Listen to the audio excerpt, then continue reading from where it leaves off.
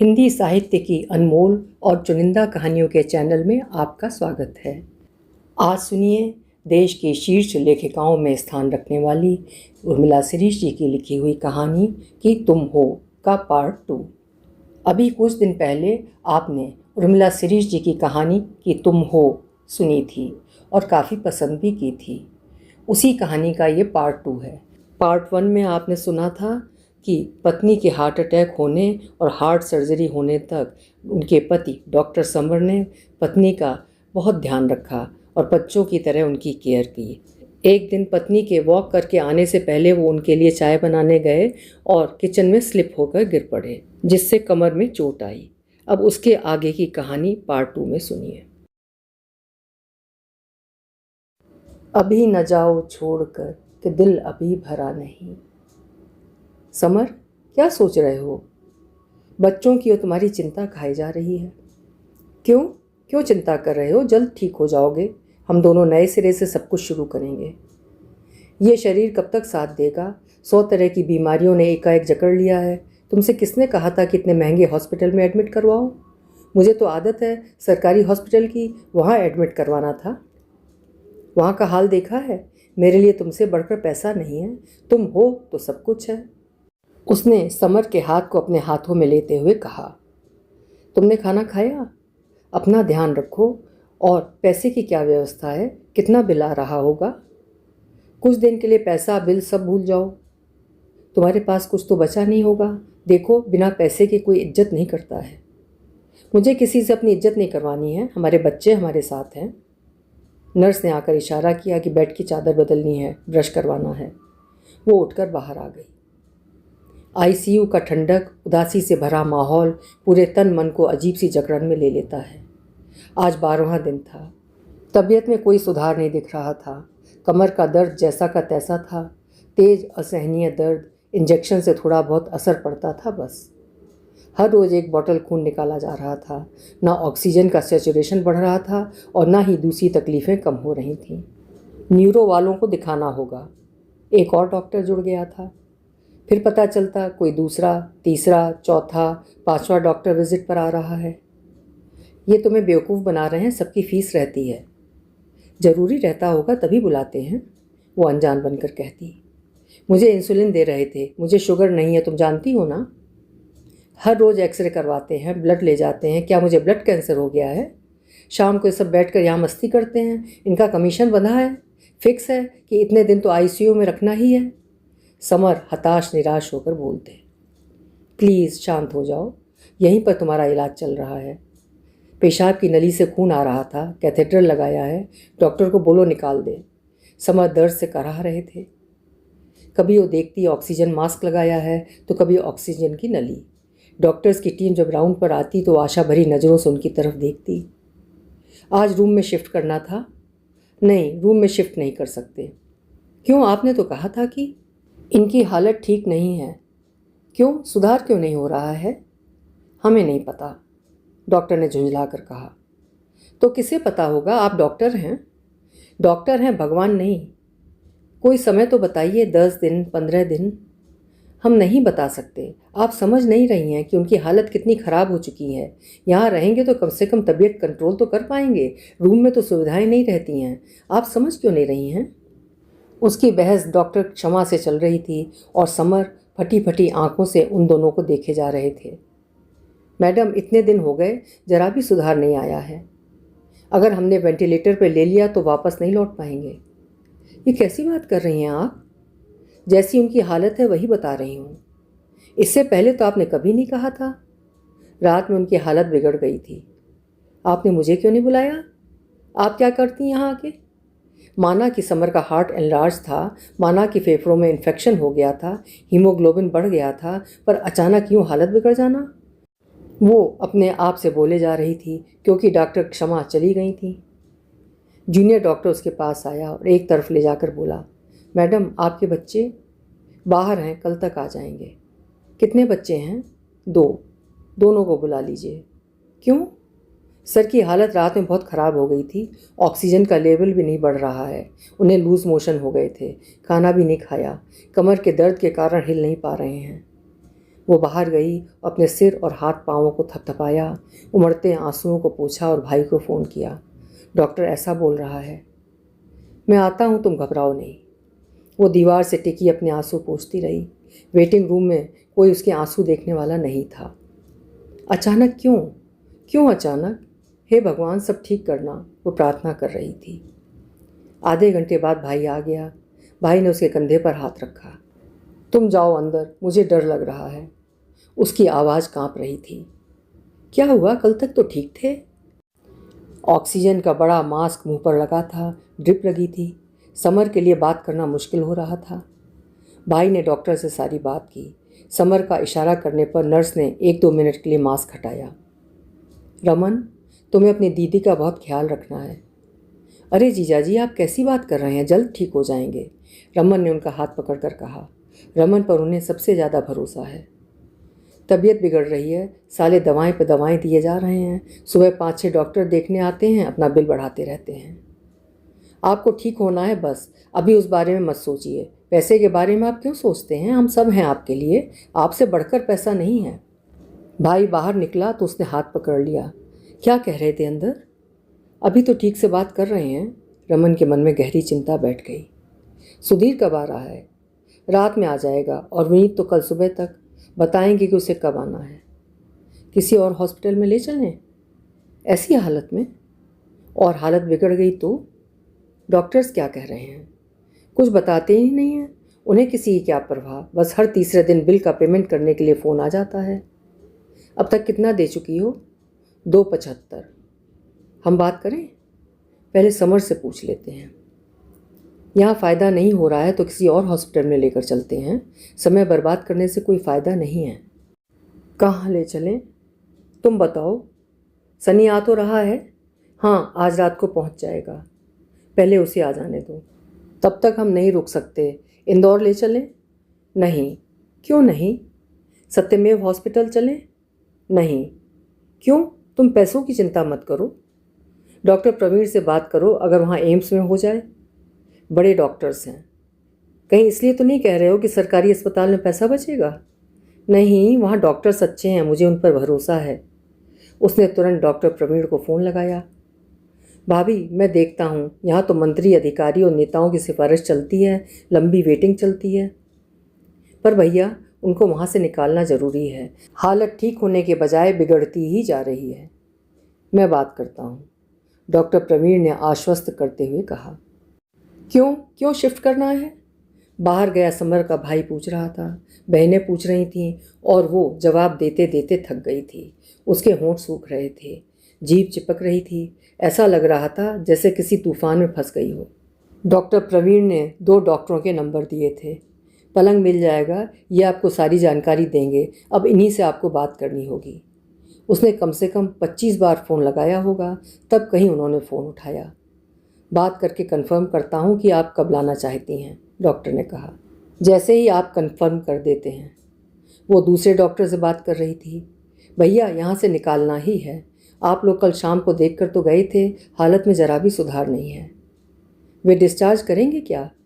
पूछना पड़ेगा। पहले आप बात कर लो, मैं सुबह आने की कोशिश करूँगा, डॉक्टर महेश ने कहा। समर के डॉक्टर्स दोस्त इस समय उसके साथ खड़े थे और सब एक दूसरे को फ़ोन कर रहे थे। वो डॉक्टर के सामने खड़ी थी। डिस्चार्ज करवाना है। आपको मैडम से बात करनी होगी, शाम को राउंड पर आएंगी, जूनियर डॉक्टर ने कहा। मैडम, मैं समर को शिफ्ट करना चाहती हूँ, उसने बेलिहाज होकर कहा, क्योंकि इससे पहले उसकी डॉक्टर से बहस हो चुकी थी। ऐसी हालत में हम रिस्क नहीं ले सकते हैं। वो बहुत इरिटेट हो रहे हैं क्योंकि वो असहनीय तकलीफ़ में हैं। तकलीफ़ तो कम हो नहीं रही है। हमारे लिए कमर का दर्द उतना इम्पॉर्टेंट नहीं है जितना उनका ऑक्सीजन लेवल का नॉर्मल होना। उनको और भी प्रॉब्लम्स हैं। आप चाहें तो उनका केस स्टडी कर लें। MRI और बाकी टेस्ट हो चुके हैं। कमर का दर्द जल्दी नहीं जाएगा। 6 महीने व्हील चेयर पर रह लेंगे तो भी क्या, हमें उनकी जान की चिंता है। जान तो रहनी चाहिए। हम शिफ्ट करना चाहते हैं। आप डॉक्टर त्रिवेदी से बात करिए, उनके पेशेंट हैं। उनके बिना रिकमेंडेशन के हम कैसे डिस्चार्ज कर दें? डॉक्टर क्षमा ने नाराज़ होकर कहा। उसने तुरंत ही डॉक्टर त्रिवेदी को फ़ोन लगाया। उन्होंने नहीं उठाया। फिर लगाया, नो रिप्लाई। मैडम ने खबर कर दी होगी इसलिए फ़ोन नहीं उठा रहे हैं। फिर उसने मैसेज किया, मैसेज का भी कोई उत्तर नहीं आया। आपका बेड तैयार है, सुबह 9 बजे आप ले जा सकती हैं। सीधे इमरजेंसी में ले आएं, वहाँ आपको डॉक्टर निरंजन मिलेंगे, डॉक्टर प्रवीण बता रहे थे। भैया, डॉक्टर त्रिवेदी फ़ोन नहीं उठा रहे हैं, मैडम उनकी अनुमति के बिना डिस्चार्ज नहीं कर रही हैं। तो क्या करना है, उनसे बात करना ज़रूरी है क्या? एक काम करिए, वहाँ डॉक्टर डेविड हैं, उनसे डॉक्टर दिवाकर की पहचान है, आप उससे कहलवा दें, हो सकता है मान जाएं। डॉक्टर दिवाकर को तीसरी बार फ़ोन लगाने पर बात हो पाई। हालत ठीक नहीं है डॉक्टर साहब, आज 12वां दिन है, न दर्द कम हो रहा है न हालत ही सुधर रही है, यहाँ से निकालना चाहते हैं। हाँ, वहाँ बात हो गई है, डॉक्टर प्रवीण ने बेड भी करवा दिया है, प्लीज़ आप मैडम को बोल दीजिए। कहते कहते वो रो पड़ी। मैं बात करता हूँ, आपने एडमिट करते वक्त हमसे सलाह ली होती तो हम कभी भी इस हॉस्पिटल का नाम सजेस्ट नहीं करते। उस समय उनकी हालत सीरियस हो गई थी, इसलिए इमरजेंसी में लाना पड़ा था। ओके, थैंक्स डॉक्टर साहब, अभी राउंड पर हूँ, आधा घंटे में आता हूँ। मैडम तो नाराज़ हो रही हैं कि वो सपोर्ट नहीं करते हैं, नाराज़ होते हैं, सबकी शिकायत करते हैं। डॉक्टर डेविड मैडम से बात करके बताएंगे, डॉक्टर दिवाकर उसे बता रहे थे। 10-15 मिनट इंतज़ार कर लीजिए। जी। उधर दनादन फ़ोन आ रहे थे। क्या हुआ, क्यों, कब तक? तुम्हें इतनी फिक्र थी तो चले क्यों गए? बीबी की आँख की चिंता थी तो उसी का इलाज करवाओ। आईसीयू में एडमिट थे फिर भी तुम चले गए, तीनों के तीनों। कोई एक तो रुक सकता था, बाद में जा सकते थे। अब हम हर मिनट की तुम्हें रिपोर्ट दें या यहाँ देखें? वो रोते रोते बोले जा रही थी। भाभी, कल 9 बजे डिस्चार्ज कर देंगे, कोई बिल पेंडिंग तो नहीं है? बिना पेमेंट के वो जाने भी ना देंगे, कैसे ले जाओगी? भैया, 1 मिनट के लिए भी ऑक्सीजन मास्क नहीं निकाल सकते? एम्बुलेंस आपको बुलवानी पड़ेगी, आपको मैं नंबर देता हूँ, पूछ लीजिए उस समय उनकी एम्बुलेंस फ्री है या नहीं। पेमेंट आपको करना पड़ेगा, डॉक्टर महेश ने बताया। पेमेंट की कोई बात नहीं है भैया, बस यहाँ से निकल जाएं। उसने राहत की सांस ली, जैसे यहाँ से निकलकर एकदम सब ठीक हो जाएगा। शाम को जितने मिलने वाले आते, समर किसी से बात कर पाते, किसी से नहीं। किसी का हाथ पकड़ लेते तो छोड़ते नहीं, तो किसी से कहते उसकी शादी करनी है, बड़े के पास जाना है, बस 10 साल बच्चों के साथ रहना है। देखो तुम्हारी भाभी कैसी पागलों की तरह लगी है, उसे समझाओ अपना भी ध्यान रखे। जो भी समर से मिलकर आता अपने आंसू पोंछ रहा होता।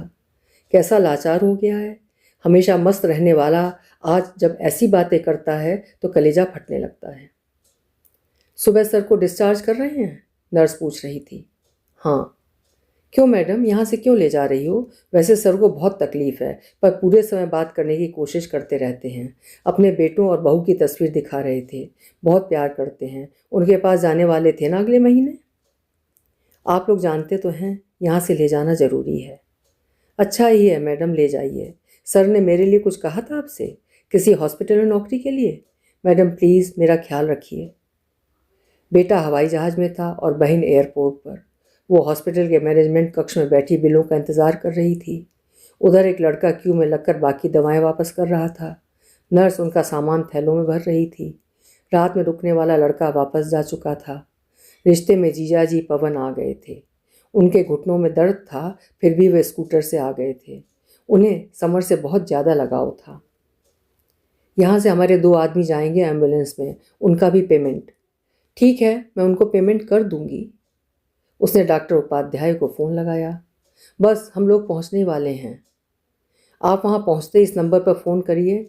उन्होंने किसी का मोबाइल नंबर दिया। एम्बुलेंस में पवन जीजाजी बैठे थे, समर का सिर थामे हुए।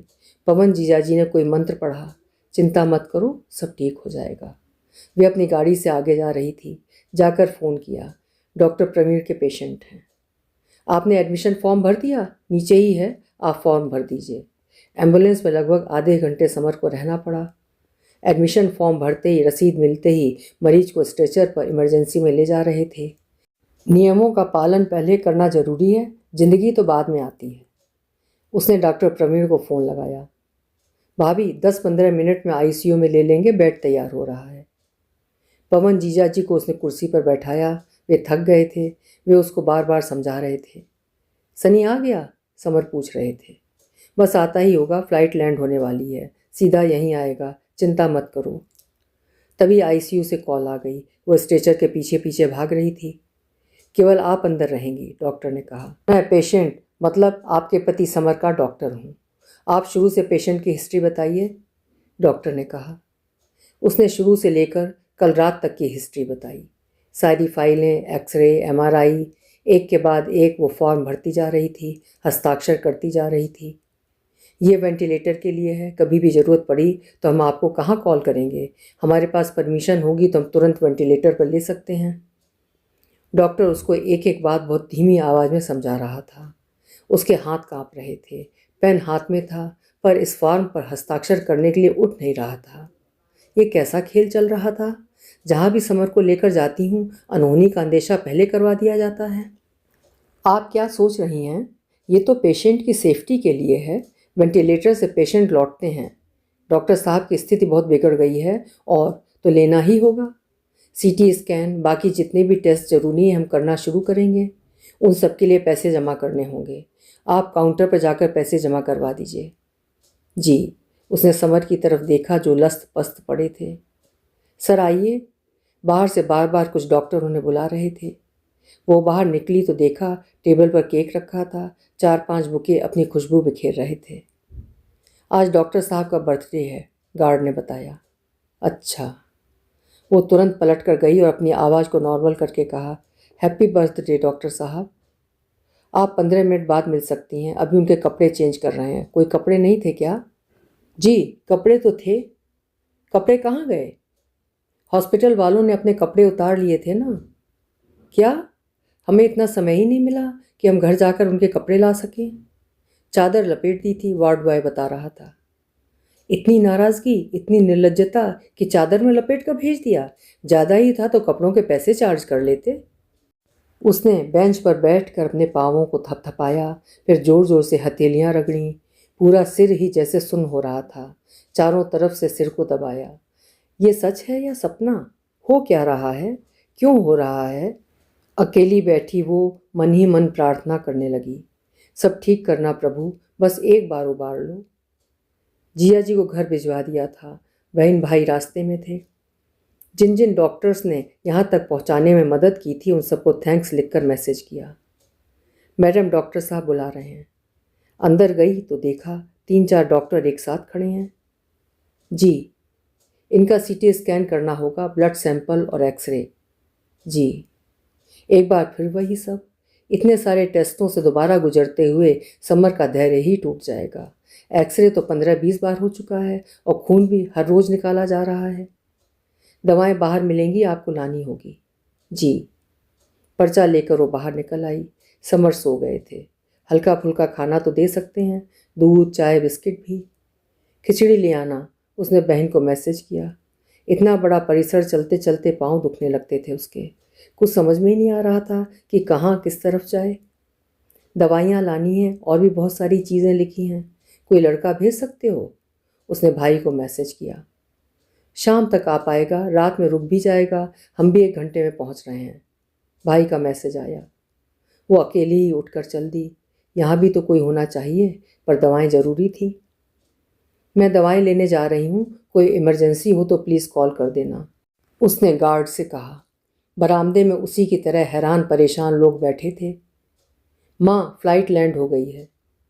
आ जाओ बेटा, कहते कहते उसका गला भर आया। क्या हुआ, पापा ठीक तो हैं? घबराहट हो रही है। अरे माँ, आपको स्ट्रांग रहना है। पहुँचो तुम, अब सहन नहीं हो रहा है बेटा। उसके आंसू बह रहे थे। दवाएं रखकर वो समर के बेड के पास जाकर खड़ी हो गई। सनी, सनी, विनीत आ गए? आ तो जाएंगे ना? मास्क से भरभराती आवाज़ आई। समर के गाल ढीले पड़ गए थे, नाक बड़ी सी दिख रही थी, आंखें फटी फटी सी हो गई थीं। उनमें दुख, निराशा, छटपटाहट तैर रही थी। अभी पहुंच रहा है, चिंता मत करो। वो बाहर निकल आई। सामने बहन खड़ी थी। डॉक्टर ने मना किया है छूने को, बार बार मिलने की मनाही है। यहाँ के गार्ड भी नियम के पक्के हैं। 1-1 मिनट भारी हो रहा है, वो बहन को बता रही थी। 4 से 5 बजे का समय है मिलने का। कोई आए भी तो क्या करे यहाँ बैठकर। माँ, देखा सामने से बेटा चला आ रहा है। वो दौड़कर बेटे के गले से लिपट गई। ना आंसू रुक रहे थे, न सिसकियाँ थम रही थीं। पापा पापा से मिलना है। अभी नहीं मिल सकते। गार्ड ने सनी को वहीं रोक दिया। बेटा 2 दिन की यात्रा करके आ रहा है। मैडम, ये समय मिलने का नहीं है, डॉक्टर साहब नाराज़ होते हैं। आप डॉक्टर से बात करिए। गार्ड अंदर गया। जी जाएं। वे बेटे का ही इंतज़ार कर रहे थे। उसने गार्ड से कहा। उसका बैग बाहर ही रखा था। अब वो स्वयं को हल्का महसूस कर रही थी। बेटे के आने से जैसे सब कुछ ठीक हो जाएगा। उसकी भाग दौड़, उसका तनाव, डॉक्टरों से बात करना। 10 मिनट बाद ही बेटा बाहर निकला। उसकी आंखों में आंसू थे। पापा रो रहे थे, इमोशनल हो गए थे, पर मुझे देखकर बहुत ज़्यादा खुश हो गए। विनीत के बारे में पूछ रहे थे। डॉक्टर से भी बात हुई, पर वो मेरे ऊपर चिल्ला रहा था। मेरी थोड़ी सी बहस हो भी गई उनसे। मैंने सॉरी भी बोल दिया। क्यों? उनका कहना था कि तुम बाहर से आए हो, कोई भी इन्फेक्शन हो सकता है। माँ, मैं पापा के गले लग गया था। मैं खुद को रोक नहीं पाया था। अब पापा को अकेला नहीं छोड़ सकते माँ। हम दोनों में से कोई एक होता तो उनकी ये हालत ना होती। आप दोनों की क्या हालत हो गई है माँ। बाहर जाने की बहुत बड़ी कीमत चुका रहे हैं माँ हम। अभी छोड़ो इन बातों को। किसने सोचा था कि ये सब हो जाएगा। समर बहुत खुश थे। बेटे के आने से मानो उनका जीवन लौट आया हो। उनका आत्मविश्वास बढ़ गया था। अब वे MRI के लिए भी तैयार हो गए थे। बेटा पूरे समय उनके साथ था। वे उससे बातें कर रहे थे, हंस रहे थे। विनीत को भी तसल्ली हो गई थी सनी के पहुंचने से। कल या परसों हम इन्हें डिस्चार्ज कर देंगे, पर आपको घर में ऑक्सीजन कंसंट्रेटर और बाकी सारी व्यवस्थाएं करनी होगी। आप बता दीजिए सर, हम सारी चीज़ें अरेंज कर लेंगे। उठने बैठने में तकलीफ़ होगी, दर्द कम नहीं हो रहा है। ये सब ठीक होने में हो सकता है 6 महीने लग जाएं। उसने तुरंत पॉट वाली कुर्सी, व्हील चेयर का ऑर्डर किया। एक डॉक्टर से उस मशीन के बारे में सारी जानकारी ली, स्वयं भी सर्च किया। विनीत लगातार व्हाट्सएप पर था, पल पल की खबर ले रहा था। माँ, कितना अच्छा होगा ना, कल पापा घर आ जाएंगे। हालांकि व्हील चेयर पर बैठना उन्हें बहुत अखरेगा, पर कुछ समय बाद तो ठीक हो जाएंगे। 2 लड़कों को बोल दिया है, 24 घंटे रहेंगे। हफ्ते भर बाद विनीत और भाभी जाएंगे। पापा ने सब्जी रोटी का बोला था। रख ली है, रोटियों में सब्जी लपेट दी है, बाकी दूध वगैरह भी रख लिया है। कितने दिनों से ठीक से कुछ खाया ही नहीं है। वे अभी चौराहे पर पहुंचे ही थे कि हॉस्पिटल से फ़ोन आ गया। डॉक्टर साहब अर्जेंट बुला रहे हैं, आप तुरंत आइए। क्या हो गया? इमरजेंसी है, बस 5 मिनट में पहुंच रहे हैं। उन दोनों का मन घबरा रहा था, हाथ पांव कांप रहे थे। पहले बेटा अंदर गया। वे बाहर खड़ी थी। पूरा शरीर पसीने से भीग गया था। क्या हुआ सर? Cardiac arrest. पर पापा को होश तो है? पल्स कम हो रही है, BP लो हो गया है और ऑक्सीजन भी ड्रॉप हो रही है। अब? सनी ने समर के माथे पर हाथ रखकर पूछा। वेंटिलेटर पर लेना होगा। उसे क्षण भर के लिए चक्कर सा आ गया। उसने स्वयं को संभाला। क्यों? वेंटिलेटर पर क्यों ले रहे हैं? क्योंकि उनकी पल्स और ऑक्सीजन कम हो रही है। पापा, आप हिम्मत मत हारना प्लीज़, आपको कुछ नहीं होगा, उसने पापा से कहा अपने। डॉक्टर ने इशारा किया। वो बाहर आ गया। माँ, पापा को वेंटिलेटर पर ले रहे हैं। तब तक वार्ड बॉय आया।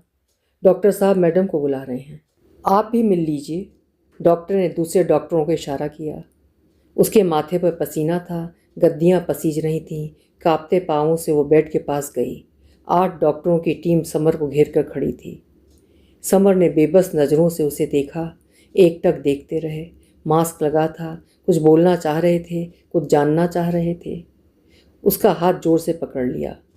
समर का हाथ ही नहीं, वो एकटक देखती निगाहें भी उसे पकड़े हुए थीं। बस हिम्मत मत हारना। सनी, विनीत कहाँ हैं? उन्हें भेज दो। हम वेंटिलेटर से लौट कर आए थे ना, एक बार नहीं 2 बार आए थे ना। बस वो देखती आंखें। सब ठीक हो जाएगा। डॉक्टर ने इशारा किया। Madam please. उसने समर के माथे पर हाथ रखा, ज़बरदस्ती हाथ को छुड़ाया और तेज़ी से बाहर निकल आई। उसे क्या पता था वो आखिरी बार हाथ छुड़ा रही थी। समर की आंखें उसे आखिरी बार देख रही थीं। बाहर निकली तो बेटा फपक फपक कर रो रहा था। माँ, मुझे डर लग रहा है, कहीं पापा गिव अप ना कर जाएं। माँ, मैं आ रहा हूँ, प्लीज़ संभालो। बेटा नहीं, रोते नहीं, छाती से लगाए हुए बेटे को समझा रही थी। मैं आ रहा हूँ माँ, आप सनी को संभालो। माँ, आपको बहुत मजबूत रहना है, आपको हम सबको संभालना है। उधर बड़ा बेटा फ्लाइट में बैठा होगा और इधर ठीक 45 मिनट बाद डॉक्टरों ने बेटे को बुलाया। अंदर से कई तरह की आवाज़ें आ रही थीं। वेंटिलेटर पर लेने की खबर सुनकर अब तक समर के दोस्त भाई बहन आ गए थे। उनका पूरा परिवार इकट्ठा हो गया था। सामने देखा बड़े भाई खड़े हैं। देखो, तुम्हें दोनों बच्चों को संभालना है। जो होना था उसे हम रोक नहीं सकते थे। डॉक्टरों की बेस्ट टीम थी। बड़े भाई ने उसके दोनों कंधों को पकड़कर कहा। वो एक चक्कर पूरे ब्रह्मांड का लगाकर जैसे होश में आई। उसने अपने हृदय पर हाथ रखा, कहीं अटैक ना आ जाए। उसकी हार्ट सर्जरी को मात्र 2 महीने हुए थे। वो हृदय को थामे इधर उधर भाग रही थी। उसे बात करनी थी। वो बात कर रही थी। विनीत फ्लाइट में बैठ गया ना? अरुण भैया, आप रो रहे हैं? देखो ये क्या हो गया। उसने ऑफिस में फ़ोन लगाया समर के स्टाफ वालों को, जो उन्हें कई बार देखने आए थे। उन्हें बहुत प्यार करते थे। वो उनसे कह रही थी, गौतम, तुम्हारे साहब हमें छोड़कर चले गए हैं। वो हृदय पर हाथ रखकर इधर उधर चल रही है, सांसें खींच रही है, सबके चेहरे देख रही थी। सिसकियाँ, आहें, कराहें, सन्नाटा, टूटे फूटे वाक्य, सब एक दूसरे को थामे। सनी को भाई ने छाती से लगाया हुआ था। क्या करना है? डॉक्टर महेश ने पूछा। उनका आशय अंतिम संस्कार से था। विनीत का इंतज़ार। तब तक बॉडी? विनीत को आने में 2 दिन लग जाएंगे। यहीं रखी रहेगी, बात हो गई है। माँ, सनी उसकी गोद में सिर रखकर दहाड़ मारकर रो रहा था। माँ, आपको ठीक रहना है, मैं मर जाऊँगा। हाँ, वो बेटे को संभाल रही थी, क्योंकि समर ने अपना जीवन उसको दान दिया था, इसलिए उसे अपने जीवन को बचाकर रखना था। रुलाई की घटाएं बरस रही थीं, सब उसको पकड़ कर बैठे थे। बेटा औपचारिकताएं निभा रहा था। जब तक बड़ा बेटा नहीं आ जाता तब तक बॉडी यहीं रहेगी। कोई किसी को बता रहा था। आप उनको देखना चाहती हैं? डॉक्टर महेश ने कहा। हाँ। वो बेटे का हाथ थामे अंदर गई। अब चेहरे पर कोई मास्क नहीं था, कोई तनाव नहीं था। साफ सुथरा चेहरा, बंद आँखें जिनमें कैद हो गई थी वो नज़र। उसने बाएं हाथ को अपने हाथ में पकड़ा, जिसे समर ने बमुश्किल छोड़ा था। बस पकड़े थामे रही। उठो, इतनी जल्दी क्यों जाना था? उसने कहा और भरभरा कर रोने लगी। रोने दो, हार्ट पर बोझ नहीं आना चाहिए। सारा सामान और उस व्यक्ति को जिसे जिंदा लेकर आई थी, जिसके साथ 40 वर्ष गुजारे थे, जो कितना कुछ सौंप कर चला गया है, उसको वहीं छोड़कर चली आई खाली हाथ। वे सब खामोश लौट पड़े। घर बंद था। अब उनके बिना ये घर? वो जाकर सोफे पर गिर पड़ी। भाई बहन बेटा सब उसका हाथ थाम कर बैठे थे। बड़े भाई ने उसका हाथ जोर से पकड़ रखा था। सबको खबर करना है, पेपरों में सूचना देनी है, अंतिम संस्कार की तैयारी करनी है। फिर 13वीं। लोगों का आना शुरू हो गया था। समर अपने क्षेत्र में, समाज में, दोस्तों में, साहित्य समाज में बहुत ज़्यादा लोकप्रिय थे। उनकी बातों को, तर्क शक्ति को, उनके हंसमुख स्वभाव को, स्पष्टवादिता को सब पसंद करते थे। उस पर पहाड़ टूट पड़ा था। सचमुच पहाड़ ही टूट पड़ा था। हर पल लगता ये कोई सपना है, ये कोई झूठ है, ये कोई अफवाह है, या वो पागल हो गई है। पागलपन की मनःस्थिति में जाकर वो ऐसा सोच रही है। शाम को समर आएंगे, डाइनिंग टेबल पर बैठेंगे, चाय पिएंगे, फिर सब्जियां जमाएंगे, लोगों को फ़ोन करेंगे, टीवी पर चलने वाली बहसें सुनेंगे। क्या हुआ, क्या हुआ, क्या हुआ? कभी पलंग पर लेटी है तो कभी सोफे पर, तो कभी किसी की गोद में। बस लोगों को फटी फटी आंखों से देख रही है। इतनी भीड़ क्यों? मन उड़ रहा है, मन डूब रहा है, मन कढ़ाई में खदबदा रहा है, मन रेगिस्तान में तप रहा है, मन बर्फ बन गया है। माँ, क्या करना है? विनीत को आ जाने दो। विनीत को लेने सनी स्वयं गया है। एयरपोर्ट पर दोनों भाई गले लगकर फपक कर रो रहे हैं। माँ को बचाना है, संभालना है, माँ को कुछ नहीं होना चाहिए। विनीत माँ का सामना कैसे करेगा? पिछले 7 दिन से एक पल भी सोया नहीं, कुछ खाया नहीं, चक्कर आने लगे थे। केबिन क्रू ने पानी ग्लूकोज पिलाया था उसे। माँ कुर्सी पर बैठी मिली विनीत को। पिछले दिनों के दर्द का लावा धरती पर फाड़ कर बाहर निकल पड़ा। रुलाई, रुदन, सिसकियाँ, आंसू। माँ, विनीत ने अपना जिगर पत्थर का बना लिया है। उसकी जिम्मेदारी है माँ और छोटे भाई को संभालने की। दूसरे दिन अंतिम संस्कार होना है। पंडित आ गया है। शव को लेने दोनों भाई और उनके दोस्त गए हैं। लो, समर आ गए। जमीन पर चादर बिछा कर लिटा दिया। शरीर ठंडा, चेहरा वैसा ही, हाथ पांव वैसे ही साफ सुथरे, सब बाहर है। अर्थी तैयार हो रही है, अंदर शव को स्नान करवाया जा रहा है, वो वहीं बैठी है। माताजी आप अंदर ही रहें, पंडित ने कहा। नहीं, मैं यहीं बैठूंगी, कोई फर्क नहीं पड़ता। निर्वस्त्र देह, अब देह कहाँ, शव है जिसका कोई धर्म नहीं, जिसका कोई लिंग नहीं। अगर ऐसा होता तो देह के प्राण विहीन होते ही सारे एहसास, सारे दुख खत्म हो जाने चाहिए थे। ये तो कुछ देर के मेहमान हैं, वो आत्मा बन चुके हैं। इसी आत्मा से बंधे हैं सारे धागे, सारे एहसास। वरना क्यों वो तड़प रही है मछली की तरह? क्यों रो रहे हैं उसके बेटे, सगे संबंधी, दोस्त, परिचित, अपरिचित? स्नान के बाद नए वस्त्र पहनाए गए। वस्त्रों के ऊपर माला, नाक में रुई के फाहे, मुंह में तुलसी के पत्ते। अग्नि का पात्र तैयार है, शव वाहिका तैयार है। अब बाहर शव को अर्थी पर ले जाकर रख दिया है। फूलों की चादर बिछाई है, बेटों ने ऊपर से भी फूलों की चादर ओढ़ाई है। सब परिक्रमा कर रहे हैं, फूल चढ़ा रहे हैं। बेटा मंत्रोच्चार कर रहा है। छोटा बेटा शव वाहन को रास्ता बता रहा है। शव वाहन ऐसे सजा है जैसे किसी महाराजा की सवारी निकल रही हो। हर तरह के सफ़ेद फूलों से सजा है। कुछ लोग कह रहे हैं ऐसी सजावट हम पहली बार देख रहे हैं। बेटे अपने पिता को फूलों की सेज पर, फूलों के रथ पर विदा कर रहे हैं। अब उसकी बारी है। उसकी सहेली ने उसे थाम रखा है। महादुख के बांध को दीवारों ने बांध रखा है। उसका पानी धीरे धीरे बह रहा था। पंडित बोल रहे हैं, आप भी प्रणाम करिए। कदम कदम चल रही है, पर जैसे सिर के पास पहुंची तो धड़ाम से छाती पर गिर पड़ी। माथे को, गालों को बेतहाशा चूम रही है, नहीं छोड़ रही है समर के ठंडे शरीर को। दोनों हाथों में सर को छुपा लिया है। समर का चेहरा छोटा हो गया है, उसकी छाती बड़ी। फिर अर्थी को शववाहन की तरफ ले जा रहे हैं। वो चल रही है पीछे पीछे। चलते चलते पांव थम गए, घुटने मुड़ गए तो वहीं बैठ गई। जैसे किसी ने भीतर से कहा, संभालो, तुम्हें जिंदा रहना है, बच्चों को तुम्हारी ज़रूरत है। किसके सहारे अंदर आई, किसने नहलाया, किसने कपड़े बदले, किसने ग्लूकोज पानी पिलाया, किसने लिटाया? स्वर थम गए हैं। भीतर की सिसकियाँ उठ रही हैं, आंसू बह रहे हैं। औरतें बैठी हैं, समर की बातें हो रही हैं। समर कहाँ है? उनके साथ तो गया है ना कोई? धीरे धीरे लोग आ जा रहे हैं। बेटे, उनके दोस्त, रिश्तेदार सब आ चुके हैं। घुटा हुआ सिर, धोती बनियान पहने दोनों बेटों ने 7 जन्मों की रुलाई जैसे आज ही पूरी कर ली हो। वो दोनों आकर उनकी गोद में आ गिरे। पापा ने शरीर छोड़ा है माँ, वे हमारे साथ हैं। तस्वीर रख दी गई है, हंसती मुस्कुराती, भव्य चेहरे पर संसार भर का आनंद बरस रहा हो जैसे।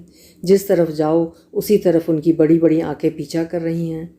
वो आखिरी मुलाकात की आंखें, वो तड़पती नज़रें, वो जीवन मांगती अपलक ने देखती निगाहें कुछ कहना चाहती थीं। उफ!